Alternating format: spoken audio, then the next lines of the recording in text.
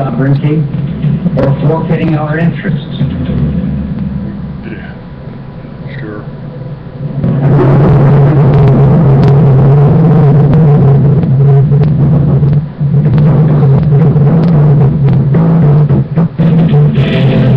He took an oath to defend the Constitution of the United States of America. By some, he's been called controversial.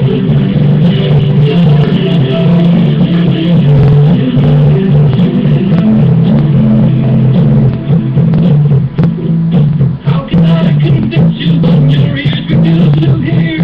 You turn your heart away from me each time that I draw near. Your eyes refuse to meet the mine, they glance away in fear.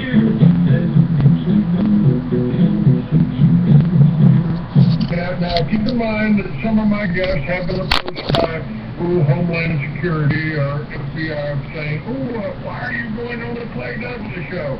My message to those guys, if they're listening this morning, is give her a cup of coffee, maybe you'll learn something. We both took the same oath, to defend the Constitution against all of them foreign and domestic. I don't recall there being an expiration date on that.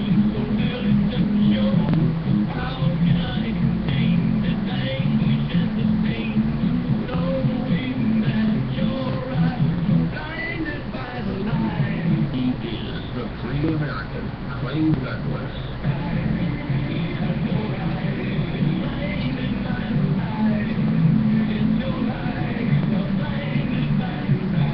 That's the Free American, weekdays at 7 a.m. Pacific, 10 a.m. Eastern. Every time I think about the damage that's been done, the anger grows inside me till I'm almost overcome. I want to tear the moon down with the sky and drop the sun. For the podcast and more details, visit www.freeamerican.com or catch the podcast by phone by calling 832-999-8621.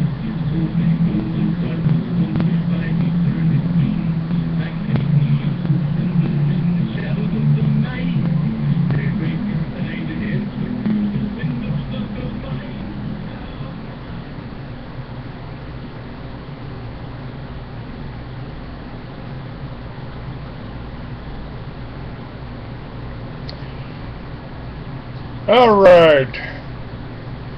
Working here, trying to get Revolution up.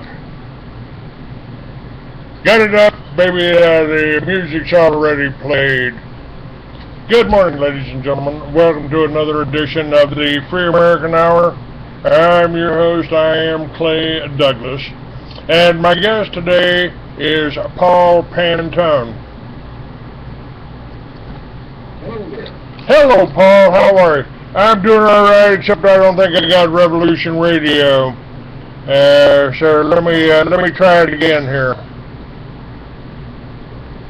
Okay. See if I can bring that back up.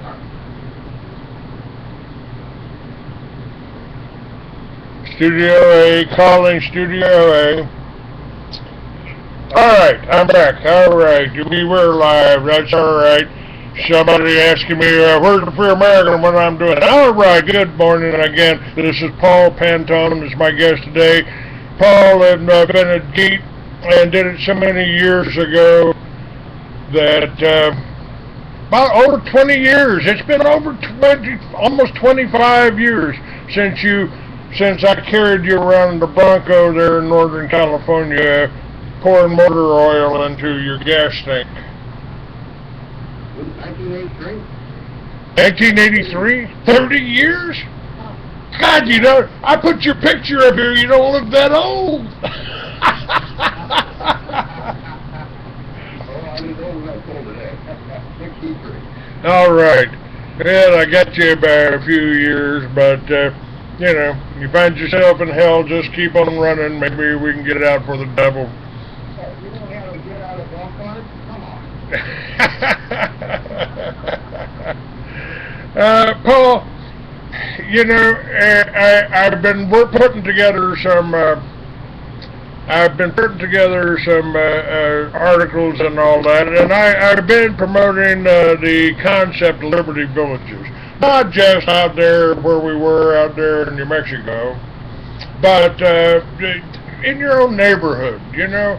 I figured if we had a little bit more of our own power, solar, wind, GEET generators, not putting out pollution, and just turn it on when you need it. You know, keeping your batteries charged. I mean, all it takes is just a little bit of changing our thinking. Now, with a GEET system, you could basically take the grease from McDonald's, who will be glad to give it to you, and I know they got a machine out that'll turn it into diesel. So about the size of a Coke box or something like that. So I'm trying to go to PPG to see what I think about a $20 million plant. Run about roughly out of. And they want to see the whole plant. You know, the process is to keep the food on the way down. So when you finally do about that, you express.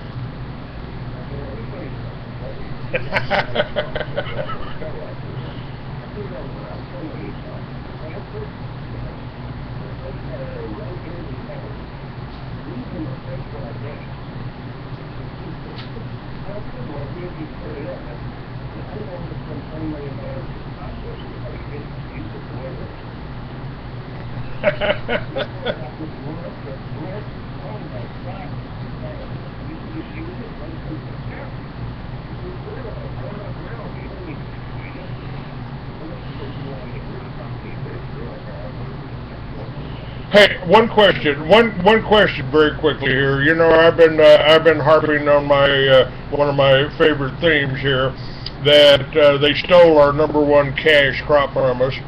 I mean, Henry Ford, you could run a Model T on hemp oil.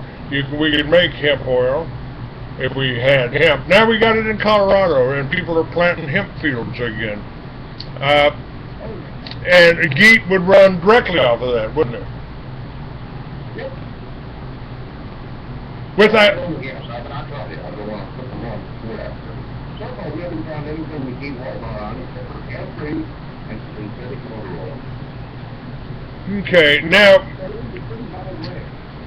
somebody here in the chat room is echoing what you told me, that 50-mile per gallon cars are not allowed in the U.S. or Canada. And I've got this up on my website, Paul. Let me give you something to talk about here. I've got the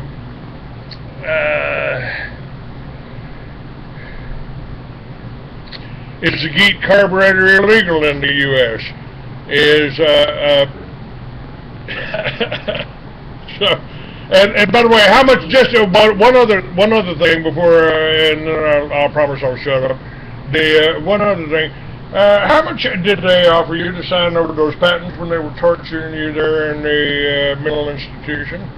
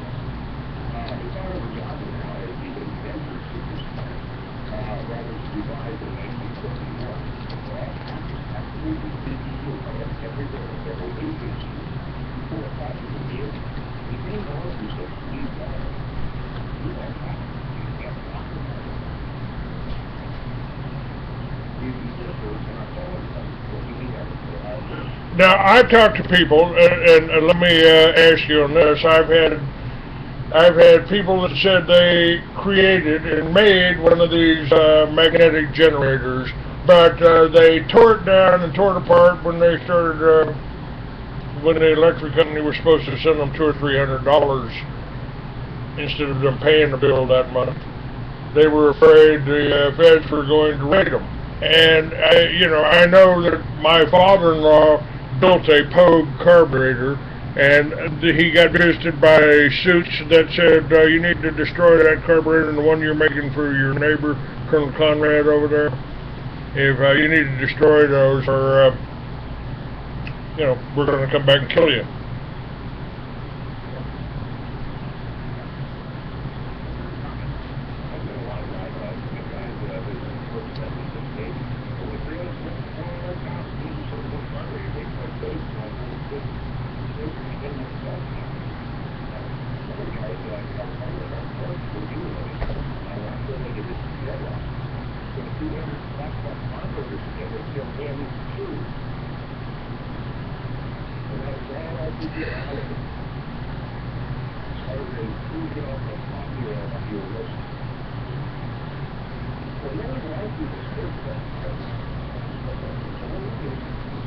So we tell people, if you get about 50%, you have to detune it. Make sure you're not getting more than 50%. Stay under the radar.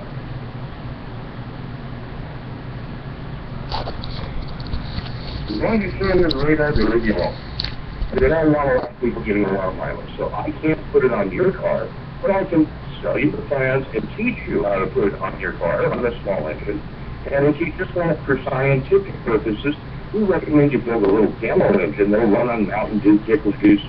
Yeah, you can even take on the tank. Now, you've got the plans. You sell the plans, don't you? Oh yeah, yeah. We also have free plans on the internet for people that don't want to spend $300. Then go on the internet and download the free plans, which, please keep in mind, they're the worst model I ever built that barely works.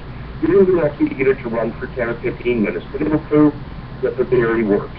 Now, if you want to know how to make it work right, then you're going to buy the plans. Well, then we wanted to prove the proof of concept, and those free plans do just that. So right now we've got millions of people worldwide that have played with it, put it on their cars. When I did the Verify show 2 years ago, we had 968,000 hits in one day to download the free plans. So we overloaded our server a few times. I've said that we really had the answers. We've got the answers to all the problems. We could turn this country into a paradise, a garden of Eden, if you will. And we've had that technology for 100 years, starting with Nikola Tesla and the other people that have been in the engine. What was his name? Hemmings or something like that. There were a bunch of them. We had folks, we got all those different people. Carburetor after carburetor, they kept changing the formula on gasoline so that the devices wouldn't work. Commover was the last big one. And then the Fuels Research Institute in Tulsa, Oklahoma finally closed its doors. So now the government realizes that there is no way around it. People are going to do it. Just how do they control it so it doesn't spread? And that's done with the media. This is why this show, folks, and the magazine that I've been doing for 20 years, that I'm going to continue to do, Paul. I have decided, matter of fact, I just laid your GEET ad into the new Free American newsletter. Actually, it's an online magazine. You'll have videos, you'll have, we got the picture, standard magazine format. I'm just cutting out the $3,000 or the $4,000 I had to pay the printer, and the money I had to pay for the post office. I had over 10,000 subscribers. I want them back. I haven't been running my show and my website like a business. like I did once. I think this is I think this was psychological. Maybe it was the brain damage, maybe it was the drugs, or maybe it was the psychological impact of trying to isolate me, separate me from my family, separate me from the Patriots. That maybe it affected me more than I thought, because I've never stopped what I'm doing, you know. Yep. Now, there is a solution for all the problems we have in the world that is real simple. People are hungry, they want jobs, there are no jobs. Do you know how, yes, how many people would it take to replace every car, every truck, every bus, every locomotive, everything that uses fuel today could get at least 2 to 3 times more efficient? It would take a massive army of people in every country to fix their own problems and put everybody back to work so that then we could just afford triple the knowledge. So the guys in charge of the oil companies, the car companies, and politics, if they all use their brain instead of their wallet, then they free. For all these people to work, everything goes in more income and taxes. Let's help this guy. Let's get this off the income. Yeah, this will really help us, and our oil will last a lot longer. But they're now money. Alright, I'm going to see if I can jack up your volume a little bit. How about Solly? Talk to me, Paul. Go ahead. What did you say was the answer here? What? This is the answer would be hiring all the people who are unemployed and putting the shop set to work to build all new equipment, because everything, your gas stove, your gas heaters in your home, your hot water tanks, your cars, your trucks, diesels, everything ships. If ships could get 3 times their mileage and everything else got 3 times the mileage or better, then we would have a lot more resources for a longer period of time. We wouldn't have to be fighting wars to get oil. We have more oil than we need for probably 1,000 years. And we could put everybody in every country back to work. But we're not using our debt. The politicians and people running this are talking about reducing the population. There isn't enough food. Well, quit poisoning it. Quit poisoning the food. Put actual food back on the table. Hire the people who are unemployed to build GEETs. And we've got hundreds of inventions that help people today. We don't need to have people dying in a hospital. One of the one of the answers that I've come up with, in addition to energy and all that, low-cost housing, we can certainly live fairly comfortable in a different style of house. Matter of fact, I came to Texas because of the tiny Texas houses. Turned out the management was the problem, not the houses. The design was all right. And I've said, if you can, all of these neighborhoods are built on old ranches, old farms. Why can't we bring our country back into the backyard? Why can't we grow vegetables in our backyard? Oh, the police won't like it, the state won't like it, the zoning won't like it, the federal government doesn't want you selling that tomato to your friend over here. They are putting up obstacles, they're raiding people, but that's actually all the more reason we ought to be doing it. We teach people where, if anyone who comes to me for a class, personally, to become a dealer, I teach them how to can food, how to preserve meats over the last 2 years on the shelf, and how to do a lot of things. So you don't need that refrigerator and the freezer and all that stuff. There are ways of preparing food like they used to do in the 1800s, where you can have all the food you want, you can it, you put it away, so you're ready for it. People today don't know how to do any of that. We have to teach the baby boomers, because they went through a period of time where you just went to the store and bought whatever you wanted. Well, that's going to change. And the guy who knows how to can and how to prepare foods is going to be very well taken care of. If you've got the right things stashed back that you can get by on, and you've got some seeds you can plant and grow your own crops, they don't all have to be out in the backyard or front yard. You can grow them in the house. So we have solutions for all of that. And we have a gentleman here now, living here for a week from Africa, and he's building a sustainable community. He's doing it all on rock and the hard way, but he's putting in some natural convection heating so that he can use the ground geothermal energy to heat and cool the homes. And they're all nice little boxes, two-story, and he takes the hot air from the very top, circulates it back under the house, and it keeps the ground in the rooms at about 68, 70 degrees year-round. And you can tolerate that. The walls are 30 inches thick. He's doing it for about 1/4 to 1/5 the cost of anybody else building in Africa. The man is a genius in his way of combining every little bit of technology he can get. So it doesn't matter what style home you build. It's how are you heating it, how are you cooling it, how are you getting electricity? Can you pull electricity out of the air? Of course you can. You know, people can save hundreds of dollars a year simply by adding insulation to the water heaters and that type of thing. And young people, they're just getting started. Don't buy a big house in the city. Go out and get snakes, free indoor crops and have animals. And you build the house in such a way so that the windows at two ends or three parts of the house will pop out. It's already framed underneath it for a doorway, so you just cut where the window is straight down, make sure there's no wiring in it, because when you're building it, you find things like that. So you can knock out an area and add a bedroom or two. If you have a couple of kids, add a couple of bedrooms. You don't need big, big houses. The smaller the home, the easier it is to upkeep and pay off. The young person starting out could own their own home within just a couple of years. We've got, this is what I've been urging, this is what I wanted to do out in Bingham in New Mexico, you know, since I owned the northern half of town for a lot of years. I wanted to put teepees. For teepees, you can buy teepees for $5,000 with shipping and all that, for the poles and all that. And you can erect that, and Indians lived there for 10,000 years. I don't think it's, I think it's, I've got photographs of the northern lights shining over a snow-covered group of teepees up in Canada.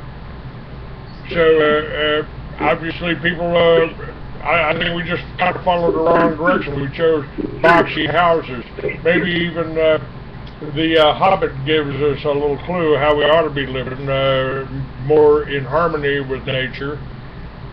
Underground. If you build your houses underground, folks, there goes 90% of your heating bills and cooling bills.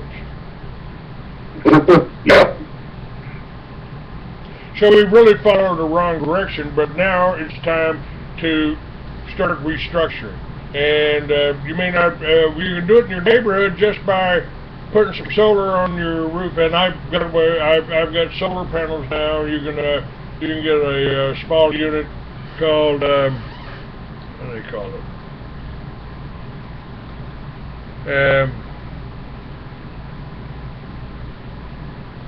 A juice box. There you can get a juice box. You can take it with you. You can take it in the camper. So if you got to do a bug out thing, you know, you don't have to lose connection with the computer. And all of our computers, by the way, now, or at least they've got these little units you can carry around in your pocket that'll get you internet. We really have to start thinking, I think, Paul, what's happened to you and I is there's a war on us. They want to drain the people. They want to spend their money on arms. They need that gasoline. They need that energy, and you know, this whole green energy thing is bullshit. They want to. Let's see. We're going to sell the top of that mountain over there to the Chinese. They're going to bring in the windmills. They're going to run the lines down to the power company. Sell the power the wind generates to the power company. The power company is going to put their cut on it and sell it back to you. Yep. Well, we have laws in this country. When I first started looking at powering buildings and all, I was thinking of just using water as a fuel. I wasn't aware that it was illegal, but I was thinking about using water as a fuel to run generators and then sell the power. And instead of selling it to the utility company, they only wanted to pay 1 or 2 cents a kilowatt. How about set up in a brand new subdivision, sell to everybody a subdivision? And that's when I got hit with the law. Oh, you cannot cross a property line. If you cross a property line with a power cord, even an extension cord, you have to sell that power at the current rate that the utility company does, and they get all the profit, you get 1 or 2 cents. Because I'm wonderful. So they make sure the little guy can't do things anymore unless you sell it back for the price they want to pay. So this is they've done the same thing to energy that they did to farms, controlling what you grow, when you can grow it, where you can grow it, doing the whole farm subsidies and all this. Controlling you with the money. Controlling you with the money. They did that during the Prohibition because oil companies went to Congress and said, hey, we got a problem here. Farmers are growing the crops, and we're selling less and less gas in those areas. We got to shut their doors and stop them from growing. So Congress approved paying people not to grow food in certain areas where they were afraid people might turn it into fuel. And then they kept raising prices on everything else. They said, yeah, alcohol was illegal, except for Washington, D.C. So that's where Joe Kennedy made all his money. He was a bootlegger from Canada. And everybody thinks he's an American hero. Well, I suppose if you're a politician and somebody's giving you all the food you want to drink, yeah, he's a hero. Yeah, and of course... There's a lot of things in the history books. There's a lot in the history books that isn't quite accurate. It's the way we want to be taught based on what the government says.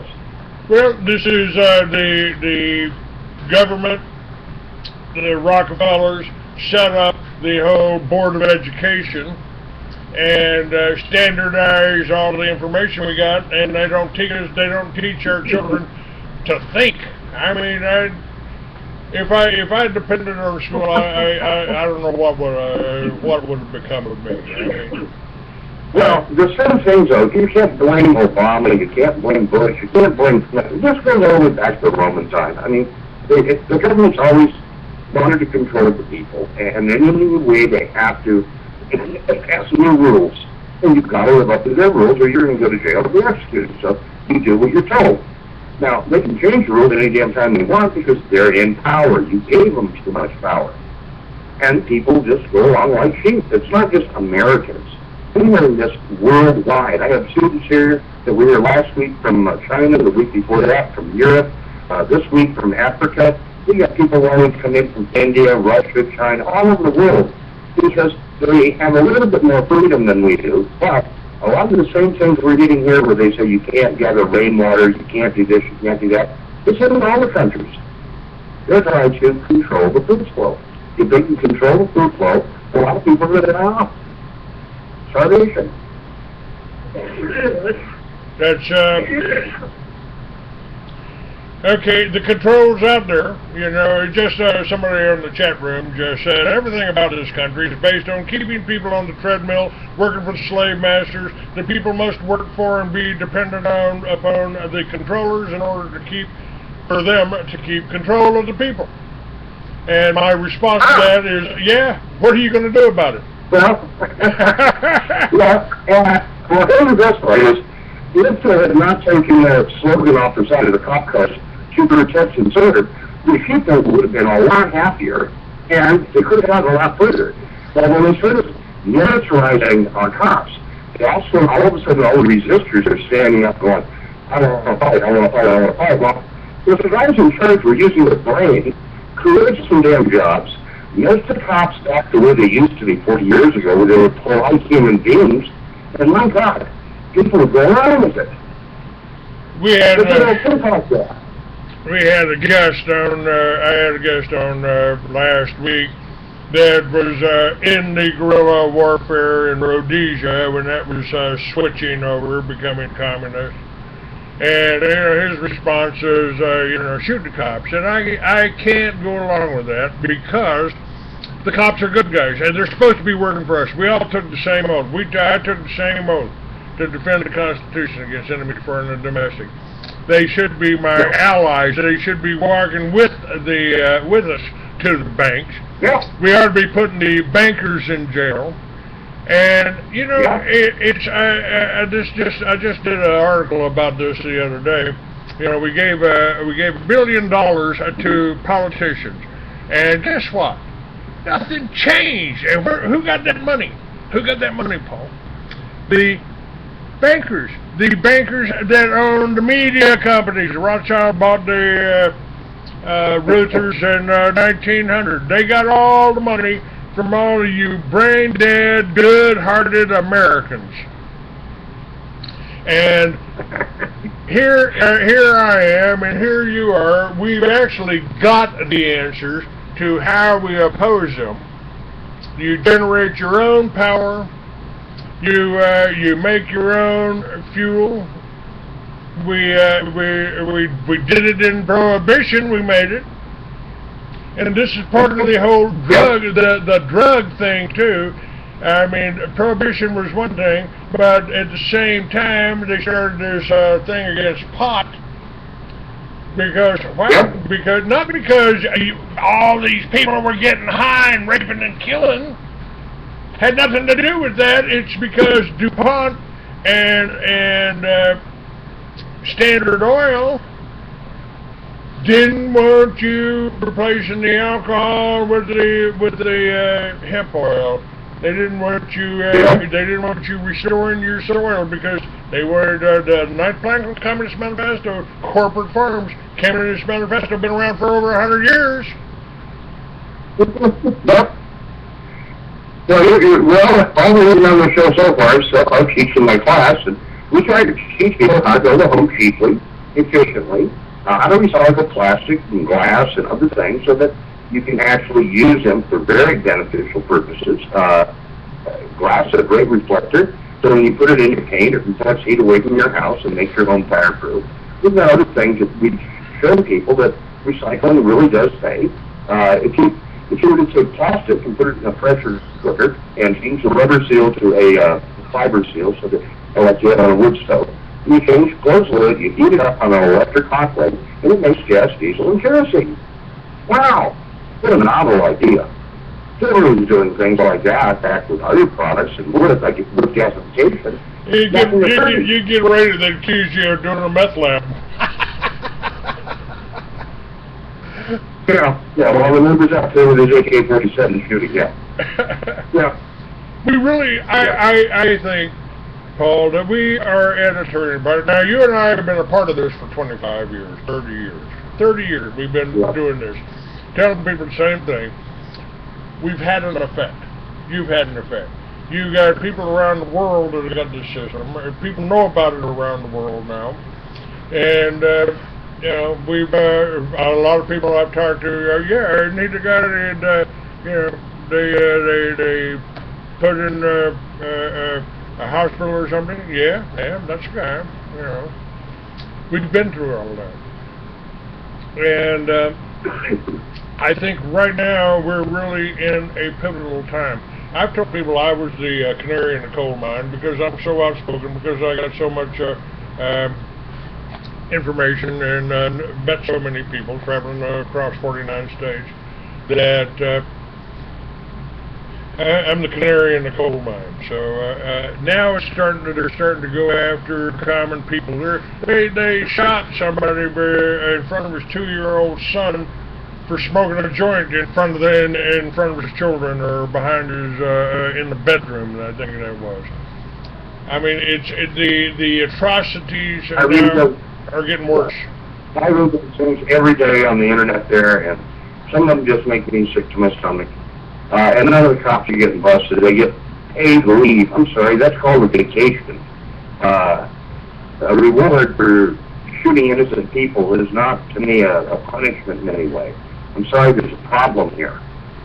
We've got to reevaluate the system we have. And they say, well, it's being handled by our special investigation. Well, who the hell's that? A bunch of retired cops and other cops who say, oh, no, we don't want to hurt brother. It's just normal. You always protect your family, so they're going to protect themselves. So they get stronger and stronger with their violence because they can get away with it. We need to have the butcher and the baker and the candlestick maker making some decisions in here somewhere. Not other cops. No, we need to have people that can really make a decision. And it's not just here, it's all over the world. As long as you play your cards right, you stay under the radar, you can get through life comfortable and quietly, and you just keep paying your dues to the system. And right now the system is broken. If they could take 95% of your earnings for taxes, they would. And they spend 96%. They'll never live within their budget, because nobody's made them. What do you think? One of the things that I'm proposing here, for the Liberty Village concept, and the Liberty Village concept could be out in the out, you know, in the farm on our old ranch or something. It could be out there. I mean, somebody just said, I'd love to live in an underground off-grid house, but must first have land before we can do any of that. Not if we put people together. Not if we start communicating with each other. You got you had acreage up in Oklahoma. You invited me to come up. I could have put an underground house there, or I could have put an apartment center on the property. And so it's really a matter of working together, isn't it?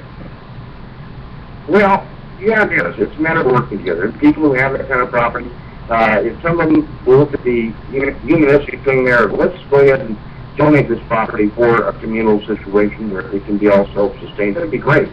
But most people who have that kind of money want to make more, want to make more, want to make more. So they don't want to let somebody live there and just share in the profits. They want to get a lot of money. So it starts down to lower level. Now, when I first met you, Clay, back in 1983, I had called Greenpeace, Sierra Club, all these big organizations that when I was a kid, I didn't mind going out and picketing, doing something that I thought was good for the world and mankind. I'm out there carrying signs, and I thought they'd do something. So I called them up and said, hey, I have a solution. We don't have to have pollution anymore. They kept hanging up on me.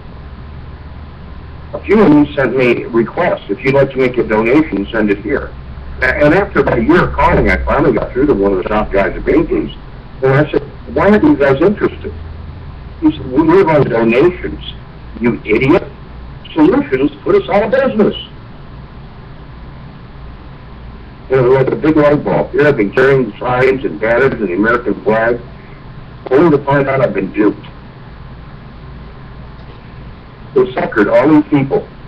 And it's not just them, it's the American Cancer Society, all these organizations that claim they're doing something. Yeah, they're buying new Rolls Royces, nice homes, putting their wives in fur coats, sending the kids off to college. Even think about Red Cross. Think about Red Cross. How much was Bob Dole's wife being paid to run Red Cross? $250,000 a year. Oh, is that all? Gee. Well, that was just a recorded salary, you know. And now, Paul, you know, I helped start the militia around the country, promoted it, and I still believe that's exactly what people are to be doing. They are to be going to their sheriff and going, Sheriff, we'd like for you to run the militia here. If you need help, we want to give you our names and numbers so you can come get us if you need help. So you can contact us. Here's my email. Contact me. Here's my Skype number. Contact me. Here's my cell number. Contact me if you need help. You know, or just contact me and I'll tell everybody else, and we'll all come and help you. Yeah. Now we've got 300 constitutional sheriffs. You probably don't have more than a handful of sheriffs in this country that'd be willing to do that. 300. They have no idea what their job title and duties really mean and what they're supposed to do. So they just have their normal things that they're doing, and that's it. They don't like changing. There's 300 sheriffs joined Sheriff Mack's Constitutional Sheriffs and Police Officers Association. So that narrows it down. There's probably not a very big percentage. And I know in Tucson that sheriff wouldn't protect anybody and wouldn't help anybody, and certainly wouldn't want any help for finding out how dirty he is. Arpaio might be one that's actually on our side. Yeah. Well, when I was doing my show around the country, and I traveled from city to city, showing people, GEET works, here it is, it's on my Suburban, it's on this car. We had a little kid that was only getting 88 miles per gallon. We were showing off and having a lot of fun. And it was surprising. The largest number of police, sheriff, and deputies that bought plans in one city was Denver. And these guys came up to me one after another buying plans. And I go, wow, you guys are really interested in good mileage and all this. Not for the cop cars. These are going home. Because when it all hits the fan, we're taking a badge off. So that was one area out of the entire United States where we had a lot of officers. Now, Spokane, we had maybe 15 of the cops up there that wanted to join and run GEET. But in the rest of the country, no, they didn't want anything to do with it. So we've had a lot of ex-military guys come in for training, and they are very eager to learn it. They want survival.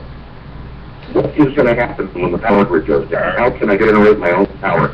All of my plans for Liberty Villages call for, you got one structure over here, one teepee, one bunkhouse, one trailer over here that you can put a half a dozen vets in. And if they weed the garden and milk the goats, then they can become self-sufficient. Yep. And defend the place. Now, anytime, what happened in Rhodesia, what happened, and this is why J.B. Kimball is so hot on just shoot the bastards, you know, they sent the police in, they wiped out the farmers, you know, so the soldiers that were loyal to Rhodesia were still protecting the farmers as long as they were there. When the UN finally came in and sent all the troops in, they wiped them out. Now, they've already declared war on veterans. And my guests in the last week were Veterans Today writers. Veterans Today is getting to be one of the biggest media companies out there, and they tell you the truth, and they're pro-veteran. So we really got to start working together. And you know, you and I are both of that baby boomer thing.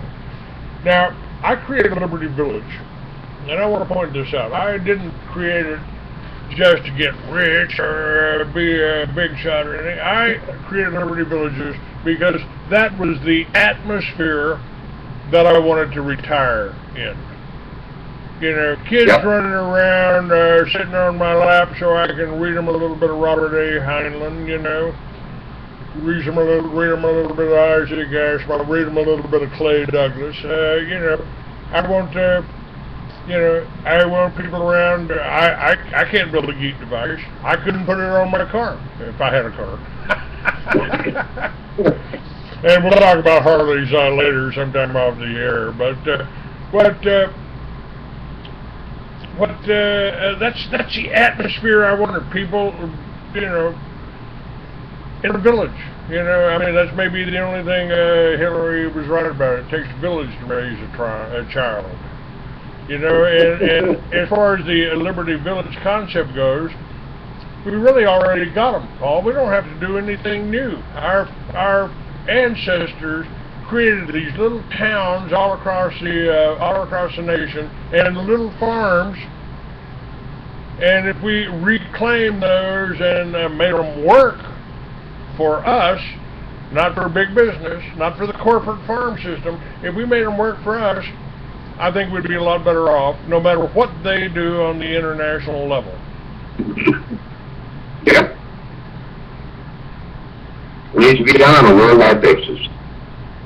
Absolutely. So, I can agree with that on that one. Now, you mentioned homeschooling a little bit ago, and it was funny because there was an article on one of the channels, news channels that I catch, and it was saying that they busted a homeschool in California, Northern California, I think it was, where they said the law in the state says you cannot have drugs, guns, or tobacco within 500 feet of school. And they said, is this your homeschool? Yes. Do you have any alcohol in the house? Well, yeah. Do you have any guns? Well, of course I do. Do you have any drugs? Well, we have prescription drugs. You're under arrest. And you get double the sentence because you had it within 500 feet of a school. So they're not done doing dirty tricks. They're just starting. Oh, they're just, and they are going after the homeschooler. By the way, I know our school is 1,200 miles away. We've got Liberty Villages, part of Liberty Villages is Timothy Bible College and the Little Red Schoolhouse that we helped start 20 years ago. So, let's get that schoolhouse thing being Christian. When I took the GEET up to Cedarville, Ohio, this Baptist college there, we ran the engine. I left an engine for him, and videos and books and everything else and plans. And I thought they were going to start teaching it. It got shipped back to my office, and they said, I'm sorry, we're not allowed to teach this at our school, or we will never get government grants again, or any other assistance, and we lose our credentials as a school. We cannot have anything that is anti-government. Now, if they can tell universities that are Mormon and Christian schools all over this country, and Catholic schools, no, you can't teach this. We're in a position we're not allowed to have that freedom of religion, to be able to teach things that are science. They're trying They're to replace to me as an adult, yeah. Trying to replace everything you learn.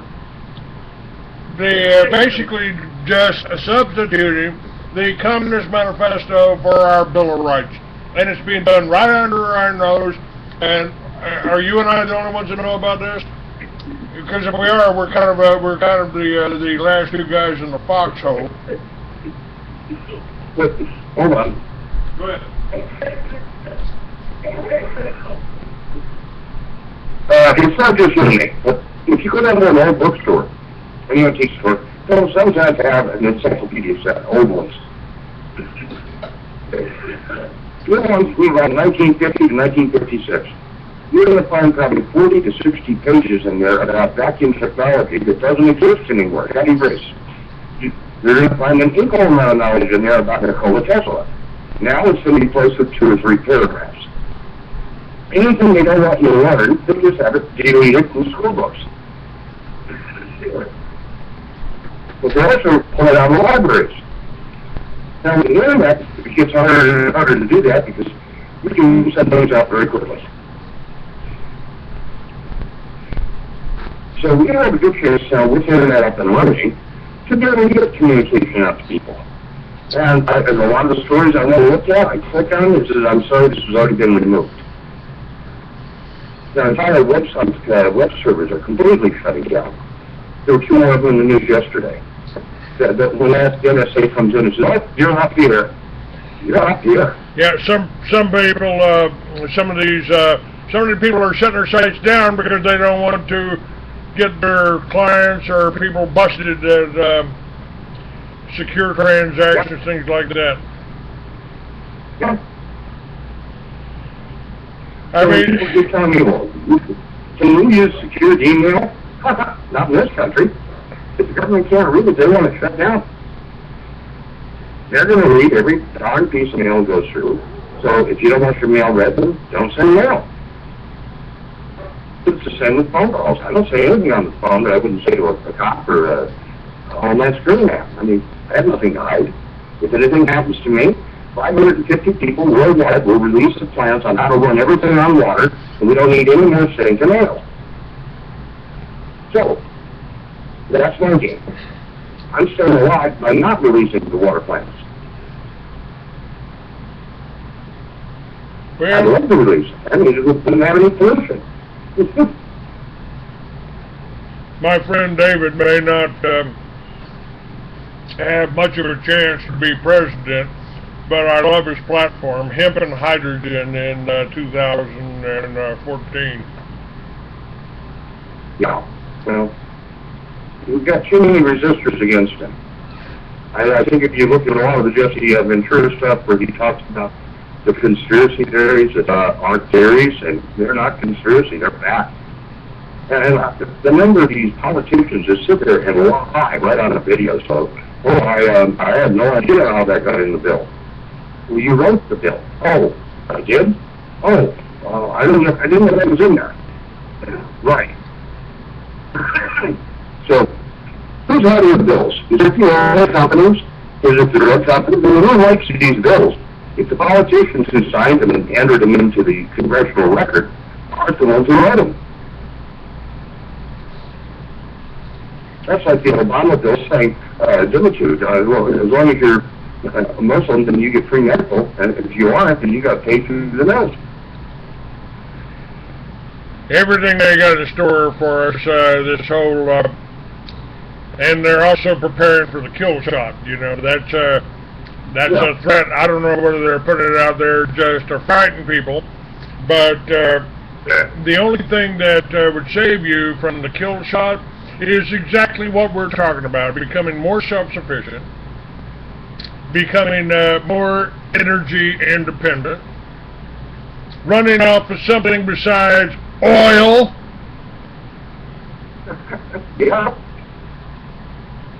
But to be politically correct, my first view there is you have to be spiritually correct. And if you can not fear God, but love God, so try to do everything you can so you don't have to be looking over your shoulder and needing to get out a card card. Then you're in good shape. Keep going forward, teaching everyone you can.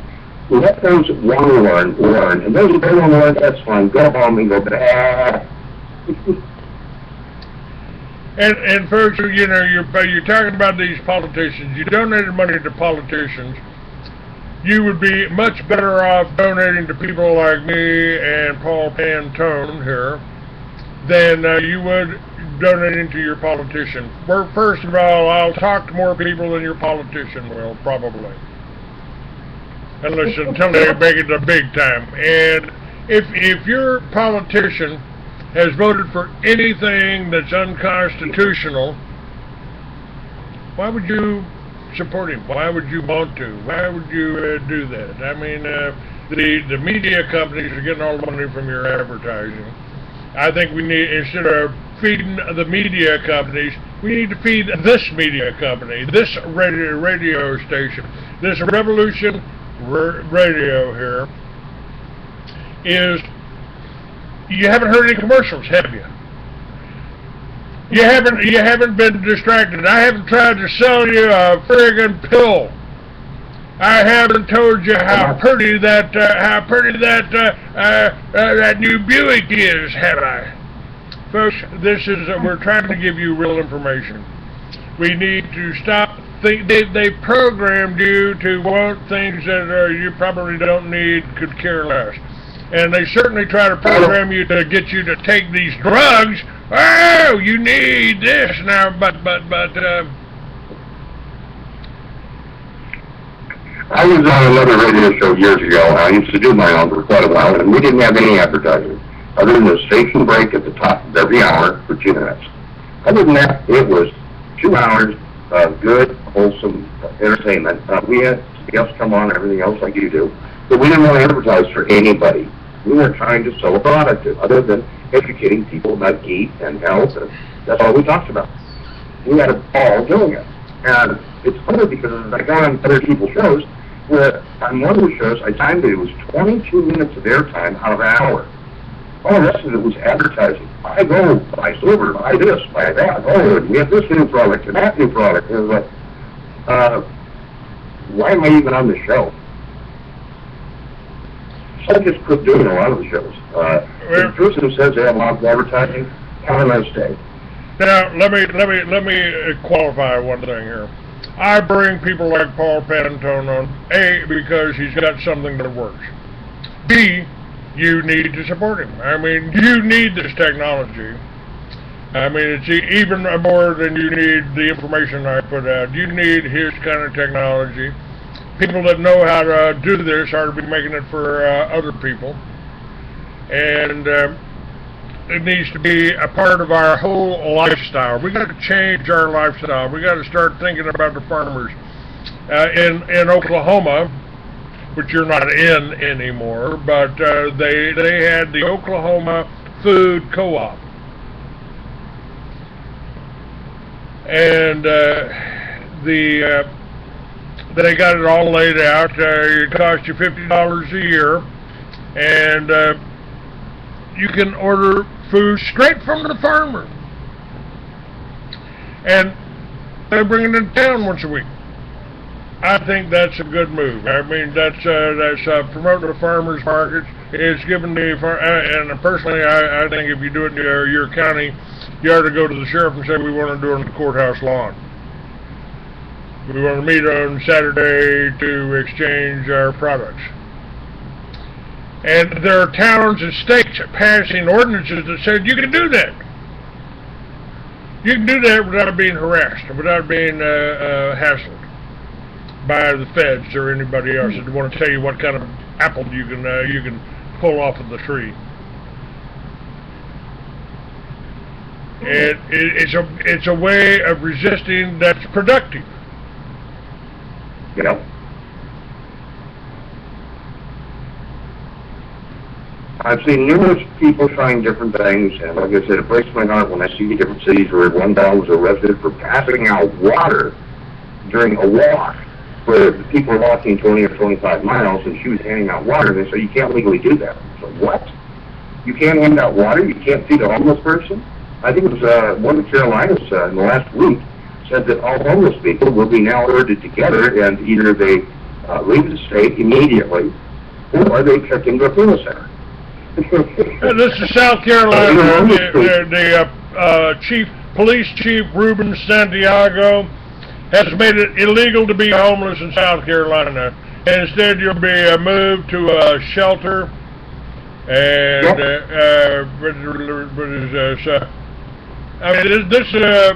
instead you'll be moved to a shelter away from the city and cannot leave without permission. I mean, come on, that's not even legal, folks. I think it was the same article was also talking about that if you get out of prison and because you won't have any money. All right, stay with me for the second hour. We got a Paul Pantone on. We're going to take a break, warm up the coffee. Check out my website, freeamerican.com. It's got links to Paul's website and to a generator too.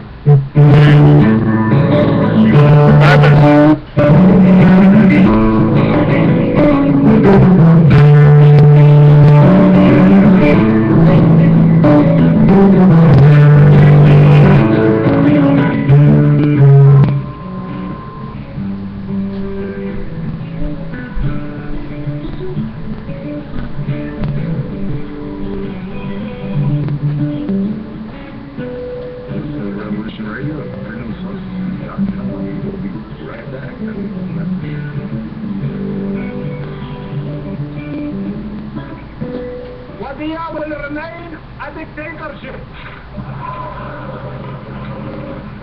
Oh, be quiet. Why are you guys so anti-dictator? Imagine North America was a dictatorship. You could let 1% of the people have all the nation's wealth. You could help your rich friends get richer by cutting them the taxes and bailing them out when they gamble and lose. You could ignore the needs of the poor for healthcare and education. Your media would appear free, but would secretly be controlled by one person and his family. You could wiretap phones. You could torture foreign prisoners. You could have rigged elections. You could lie about why you go to war. You could fill your prison with one particular racial group, and no one would complain.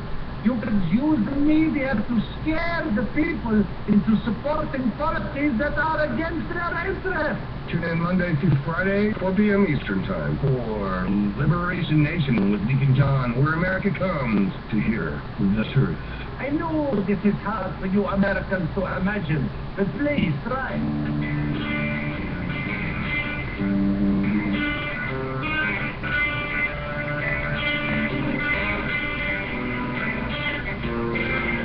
This is Thomas, a.k.a. Mad Painter. I'd like you to join me Monday nights, 10 p.m. Eastern Standard Time for Open Canvas. Don't forget to bring an open mind. Yes, sir. Bring an open mind to an open canvas. Again, that is Monday nights, 10 p.m. Eastern. You oppose government corruption. This is Revolution Radio, freedomslips.com. You don't need to expect us. We're already here. Now you can share the topics that drive the discussions of your favorite talk shows with TalkStream Live's topic-driven talk radio.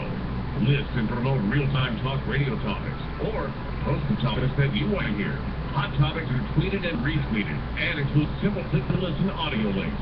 The future of talk radio is topic-driven talk radio. Available now at TalkStreamLive.com.